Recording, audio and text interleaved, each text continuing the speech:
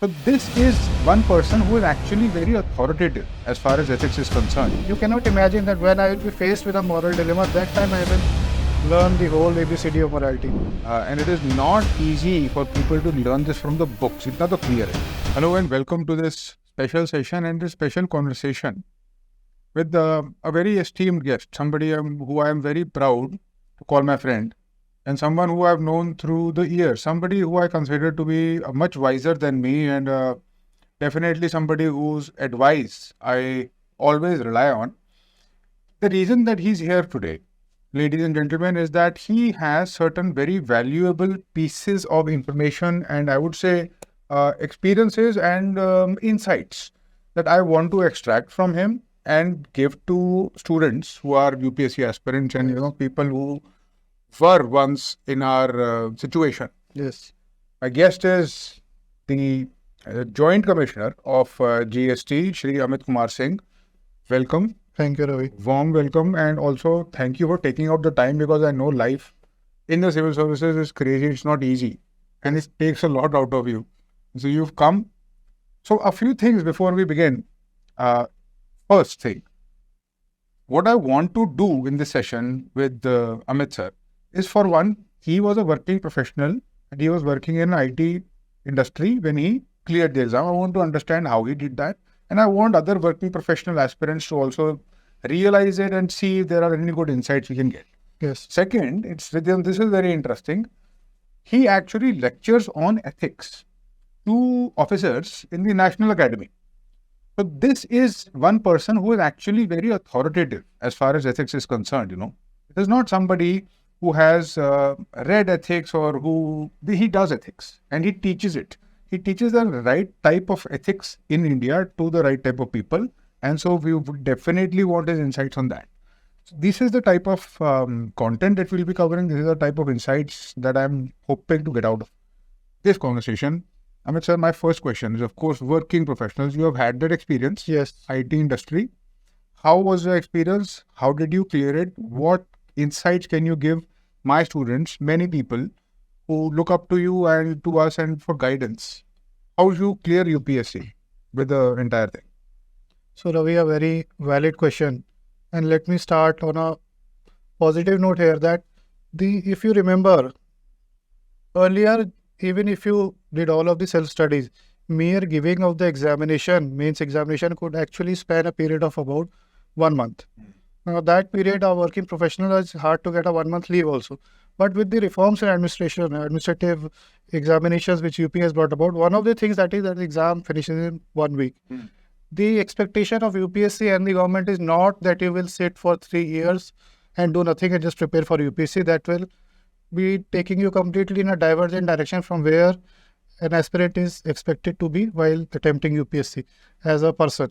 So, having said that the government expects you to carry on with your career. Maybe you can take a first year or a backup second year, but you certainly did not give up the golden years of your life just chasing a dream and forgetting the reality. Right. Having said that, because I also started working first, and they say the best way to succeed is to have a good solid plan B also. Now, what do you do once you are working? It is not going to be easy. You will have to make extra time. I think that is the biggest issue most of the people face is they don't even have the courage to go about managing that time. They are so in awe of the myth that you need to study 16 to 18 hours a week to even, 16 to 18 hours a day to even crack UPSC. I think this is a myth. You have been debunking it for quite some time. And in this current scenario, if you can take out 2 hours, 5 days a week as a working professional, seriously committed, I say you have a good chance of clearing UPSC, provided you have proper guidance, proper motivation, and proper time management. Yeah. Second thing very important is that the relationship, the psychological pressure of giving the examination while working, while securing your career vis-a-vis your superiors, your professional ethical responsibility towards your current employer. Now here I am very clear what is the best way to do. That you have to be upfront with your employer. मतलब employer को पहले ही बता देना चाहिए. Yes. ऐसे preparation करनी है और उस हिसाब से. इसका रीजन ये है कि because it is a professional duty also. And in an organization, no person is indispensable. There are people who plan for contingencies. Right. More so in private company, they have an attrition rate that they expect people to leave the job. But what they expect from you is to inform them so that they can plan and they do not face any professional problems or professional deadlines not being met because certain person just went off on a leave for a long period. Right. So you should be upfront with your employees. And my personal experience has been, and most of the people will say, go ahead, we back you. You do it. What you do in your private time is none of our concern. You do your job. You give us your 8 to 10 hours, and then you are free to do. You have our best wishes. That is the most expected answer from most of the good employers. बिल्कुल यही experience मुझे लगता है, और ये advice देनी ज़रूरी है स्टूडेंट्स को. तो ये रियलाइज़ करना ज़रूरी है कि अगर हम एम्प्लॉयर के साथ अपफ्रंट नहीं होंगे तो I think the additional stress of it also Yes, kills you, because आपको सारा टाइम टेंशन लगी रहती है, और टेंशन लगी रही है तो कैसे. that's what I said. If you can have relaxed 2 hours daily, you will be in a good position over a period of time. Say, if you dedicate 1 year of your life, you can easily do it while working and without having any stress. तो आपने करा, और आपकी जो IT में job थी that Yes. Is not a very particularly easy job, और उस वक्त वर्क फ्रॉम होम भी नहीं होता था. No, no, no. तो ये एक और एक सजेशन मेरी यूजुअली रहती है स्टूडेंट को, जो आईटी जॉब्स में एटलीस्ट जितना हो सके you can negotiate work from home. Yes, nowadays, yes. जितना हो सके उतना तो ले ही लेना चाहिए. See, one thing, even before working from home became popular, I was there, and this notion of working from certain hours has been long discarded in, especially in corporate sector. And most of our friends who are there, they will back me up. That is result-based approach. You have been given a task in a project which is very well managed. You have been given, say, to write a certain amount of code or do a certain testing or do any process. And there is a timeline for that which is linked to the bigger timelines of the entire project. As long as you are completing those timelines, people don't really care that you come at 10 o'clock sharp. You may walk in at 11, but when the deadline is approaching, you should be working till 11 also. So that is the idea. So once you are true and honest to your current job, I believe you will be better prepared for UPSC also. Agreed. My next question, आपका experience क्या रहा है? अब आप you've had a long period of time. In fact, me and Amit sir entered the services at the same time. He is a batchmate, although he is older to me and definitely wiser than me. I would like to have your opinion, about the experiences of you having. मेरा question ये है कि जब UPSC में students जाते हैं, एक image होती है Yes. कि ऐसा होगा, ऐसी सर्विस होगी, इस टाइप की अथॉरिटी, इस टाइप की पावर मिलेगी. रियलिटी वर्सेस एक्सपेक्टेशन में कितना फ़र्क है? और आपका एक्सपीरियंस कैसा रहा है, personal experience? First of all, Ravi, it has been a enriching experience, I should say. It is truly a privilege to work for the government, and one of the things about it is it takes you across the country. I started my career from Ajmer in Rajasthan. I had never even thought that I'll go to Rajasthan. So when I was there in Ajmer for 3 long years, I really got to know the economy of the area, and there were people, I was surprised to know that there were people who are working in a small place in Ajmer and they are exporting goods to China. People are, in really these pockets also, people are trying to come up with very good business ideas. Entrepreneurship is... Yes, in the small and nooks and corners of India. So, and from there I went into customs. I was on Jaipur airport, and then through custom, after on promotion, I came to Gujarat. And now we have seen Gujarat also. Yes. तो आप, when people enter into the service, उनके बहुत idealistic notions होते हैं और बहुत noble intentions. Yes. And people want to improve things. Everyone has experienced some form of harassment, some form of red tape in life. Yes. Anyone who deals with the government has to come face to face. It's a reality. Everybody says and wants to aspire for doing away with it and making life a lot easier. Why does it not happen? You enter into the services with these ideas. What happens? What changes?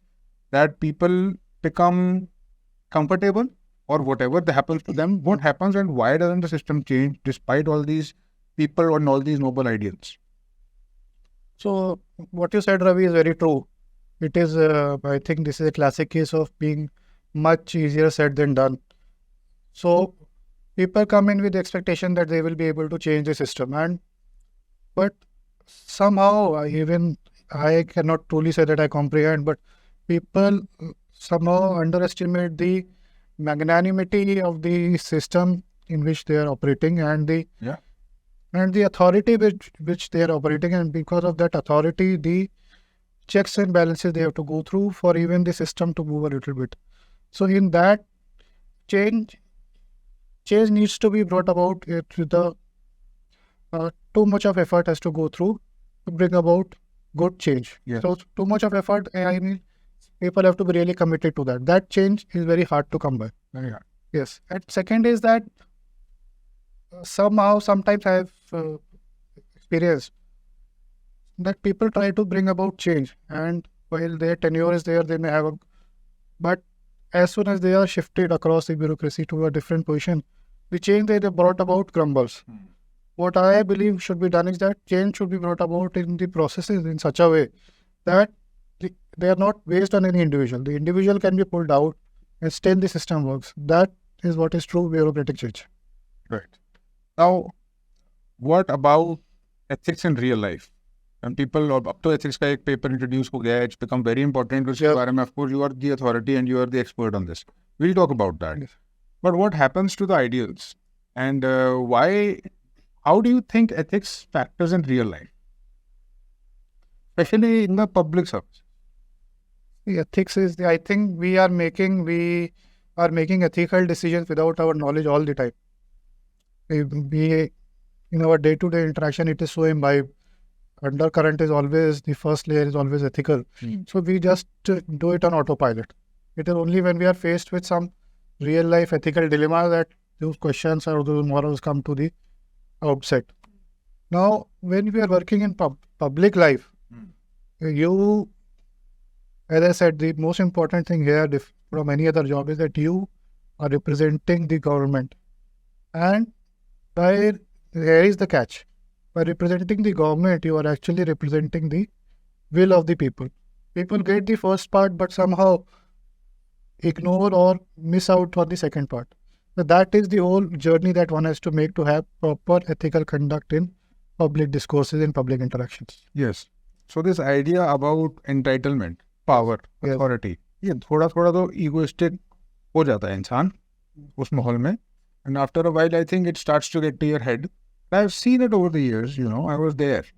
And I have seen how people have changed over the years as they become more senior. They become less connected to the real world. And they have their whole bubble. Sometimes this happens.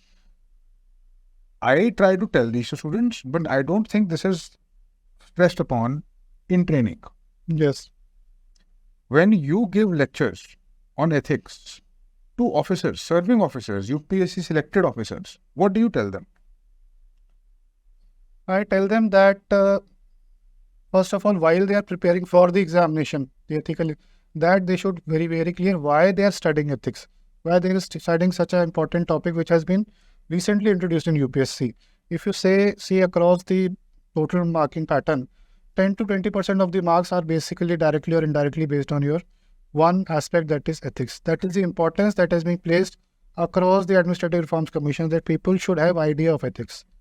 So, as it is said that when you are faced with a situation, any situation, say a dangerous situation, courage is not exhibited in that, it is not learnt in that situation, it is exhibited. So you cannot imagine that when I will be faced with a moral dilemma, that time I will learn the whole ABCD of morality. It should be imbibed in you, and that is the time to exhibit it. So you should have a moral framework as a person, also as an individual.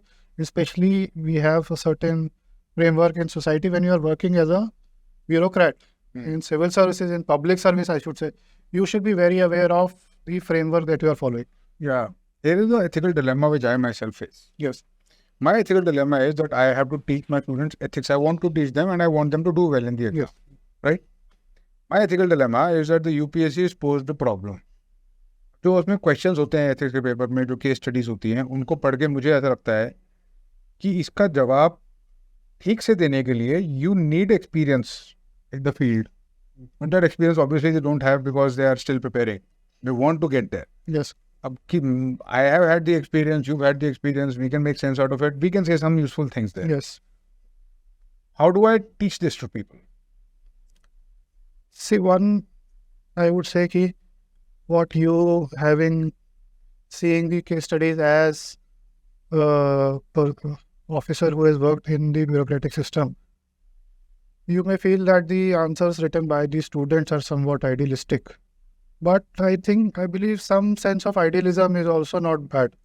Some sense of idealism is expected from the people who have not yet joined the field, the harsh realities of field. So having that idealism in check, but certainly certain idealism is expected. That is one. Second is, how do you teach them? How do you teach them is by giving them mental models. You cannot replace anything with real life experience, but what you can give them is the next best thing. So you give them 4 to 5 mental models. So in a situation, you apply these models, and then your answer will come through across the balance. With that, one model, maybe say a utilitarian model, is more applicable to a certain situation, and say a deontological model is more applicable to a particular situation. So that differentiation you can teach, but the student cannot go in blind on a case study ethics method. So ethics की preparation कैसे करी जाए? What all should they do? What all should they skip? How can they make sure that without having the experience, marks अच्छे आ जाए so that they can actually in real life have the experience? So first thing that you need to realize is that ethics as a subject is like no other. So don't, or rather I should say, go for standard quality material only. This is not a subject on which you will find a book. People have attempted books, but they have more of encyclopedic. This is factual content. No context. But yeah, so in ethics, you need to have context. So read quality material, and then you will understand that ethical questions are everywhere. And once you realize that, then you will have a framework to work on them. So the important concept, like what is morals, what is integrity, what are values. So I tell you a joke. So a person is working in his office. Now, an old lady passes by, and he drops a $20 bill. Another person picks it up. He is the partner in the firm. Now, his friend sees him. He says, "Is it ethical?"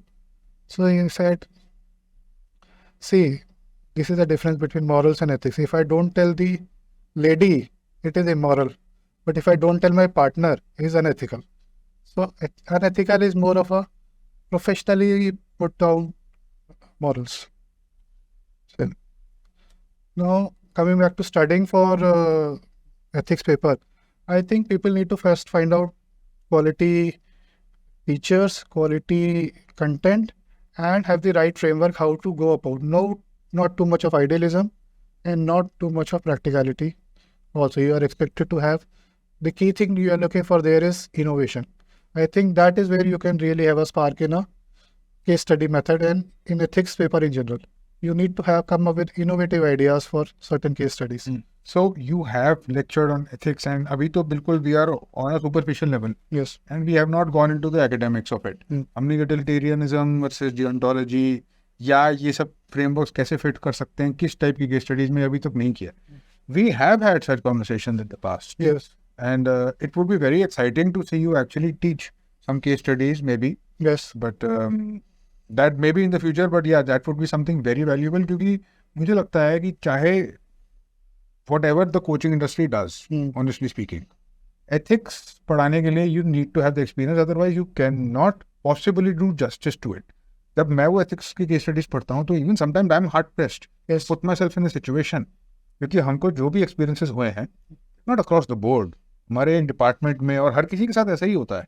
Yes. तो but ठीक है, there is some definitely the experience of many years has given us some intangible sense of what should be done, what should not be done. So it is like Ravi said that truth is stranger than fiction. So these case studies, when you actually are working as a civil servant, you will actually be faced with much complex case studies, like where lives are at stake, where you have to take decision. You cannot save everybody or do good everywhere as theoretically you can write that I will try my best, but sometimes resources are crunch and you will be given that positions to work very quickly in your life. So you need to be trained, and that is the reason why the ethics paper is there. Yes. And you know, in every developing country Yes. has introduced ethics into the public service recruitment system. Yes. America में है, it is there in the UK and in most developing countries. So it was inevitable कि ethics का introduction होगा ही होगा. और ये subject ऐसा है कि एक तो you need a full overview of social science. I feel psychology पता होनी चाहिए कुछ, some philosophy की तो खैर थोड़े चाहिए ही चाहिए. Yes. At least the basics, the basic ideas. And then you have to bring in the real life experience. I think it has been made quite difficult. And it is not easy for people to learn this from the books. इतना तो clear है. There are no books. As I said, I have not seen any ethics books until they call Gita is an ethics book. No, they are just, textbooks. Yes. It's a compilation Yes. of what the syllabus is saying, but does not create any ethical sense or ethical intelligence or ethical intuition that you need to solve and, actually visualize these issues, these case studies. What message, this is my last question, what message would you like to give to UPSC aspirants so as to help them prepare and clear the exam? That's one. And what message would you also give to people who have cleared it? Recently, quite a number of students cleared it, going into their careers. So for the first part, Ravi, I would say, I truly believe that any student who is dedicated and has his heart at its right place and is ready to go do the long hours, anybody can clear this exam. I truly believe that. Given certain guidelines, given certain correct guidance, any person can chase his dream of becoming clearing UPSC and becoming a IAS, IPS, IRS officer. What they need to do is to have a clear strategy, a clear roadmap. You will be giving up the prime of your life. So you should have a very good plan, a good mentor, a good clarity. You cannot go do it over and over again. You should give at least 1 or 2 solid shots to it. And if that doesn't happen, then still you are coming out richer from the experience. But as I said, anybody, I repeat, anybody can clear this exam. To the second part of your question, that people who are going into the service, fresh blood. So I expect they bring a lot of positivity to the system. And it is not that these realizations are not being made within the system, that they have to modernize, that they have to bring in more of IT. And there is a lot of expectation from the system itself, from the young minds. So they should come in with all their innovations, open minds, and bring about systematic change that they talk about so much. I believe they can do their best. As long as they remember that they are only having the power because of the will of the people. And that's a very nice discussion, I think, and a lot of intellectual conversation here. आपने जो भी बताया, it had a mix of a lot of practical wisdom also. Yes. But I still feel that there is a lot which has not been explored. Yes. Hopefully, we'll have more of these conversations. Hopefully, someday you'll address the students directly, and we'll look forward to that. But for now, thank you very much for this discussion. Anything else you'd like to say, please? I would just like to say, first of all, congratulate Ravi for, he just told me that 7 to 8 of his officers, of his young students have become officers now.